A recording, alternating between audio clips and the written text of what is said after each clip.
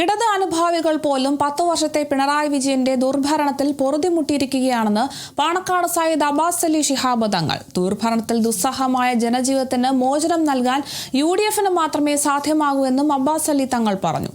കോട്ടയ്ക്കൽ മണ്ഡലം UDF സ്ഥാനാർത്ഥി professor Abid Hussain തങ്ങളുടെ കാവത് കളഞ്ഞ സ്വീകരണത്തെ പരിപാടിയിലേക്കാണ് മുഖ്യാതിഥിയായി അബ്ബാസ് അലി തങ്ങൾ എത്തിയത്. കഴിഞ്ഞ 2 തവണയും മത്സരിച്ച ആബിദ് ഹുസൈൻ ജനങ്ങൾക്കിടയിൽ സുപരിചിതനാണെന്നും ഇക്കുറി വിജയപ്രതീക്ഷയിലാണെന്നും ആത്മവിശ്വാസം പ്രകടിപ്പിച്ചു.